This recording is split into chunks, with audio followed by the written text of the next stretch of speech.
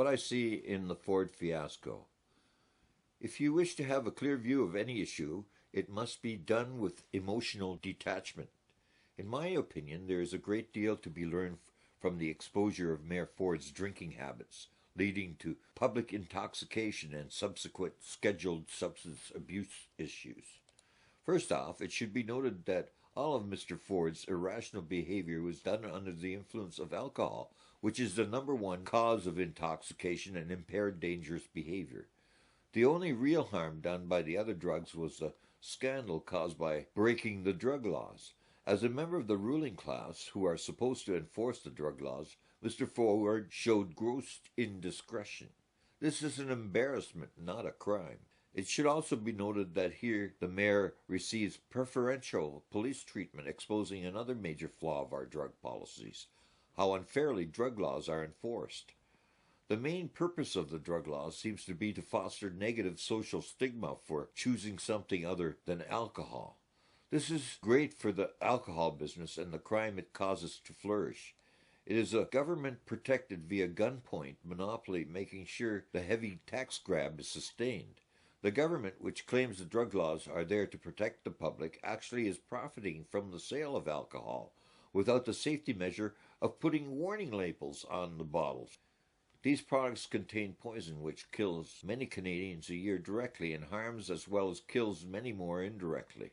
If you look closely, you will see that the only thing keeping Toronto City Council from functioning is the councillors' own propensity to play political partisan games. Our country has been founded by drunks. Albertans re-elected Ralph Klein to represent them drunk in the legislature. Today, many Canadians seem to love Justin, even though he has smoked pot while an MP. It seems that one of Mr. Ford's major failures is that he isn't as cute as Justin Trudeau, although his behavior is reminiscent of Justin's father's. Mayor Ford has a health problem, and tormenting him, in my opinion, is a sadistic thing to do, especially for entertainment in order to sell newspapers. It fundamentally destroys our democracy. The other thing I wonder about is the money and effort the Toronto cops spent on following these drunken, drugging clowns without laying very many charges, but making a whole lot of political smoke. Why is this chief player, or any big city police chief, so eager to play political games and not apply the laws equally? In this situation, as in most, I don't see the drug laws causing anything but fraud, corruption, and taking police resources away from real crime. It is a form of social judgment over your diet, which has insanely turned into a crime generator that does the exact opposite of what it claims to do.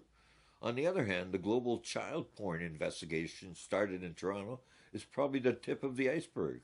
This is the type of slime clergy, teachers, cops, politicians, and other well-hidden establishment types, including broadcasters, who will always clamor that we must focus on drug crimes so that they can fly under the radar and continue to harm children without interference from the busy cops. There are real crimes of fraud, ripping people off, which are never investigated because police resources are spread too thin. The reason for this is their priority is going after gardeners and following drunken mayors.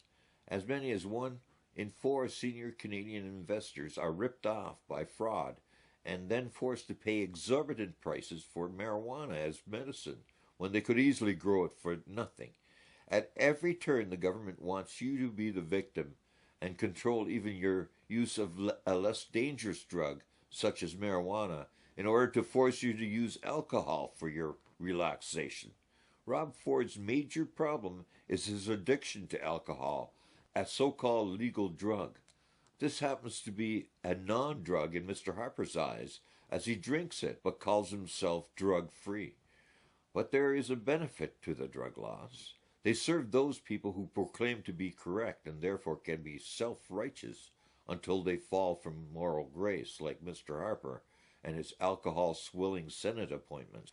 This helps weed out those who are less clever and fail to hide their indiscretions well. Even the most talented deceivers, sooner or later, will drop their shields.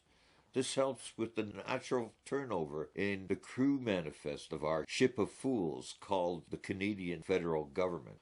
Only the most deceptive and clever criminals will rise to the top in our system, as we can clearly see.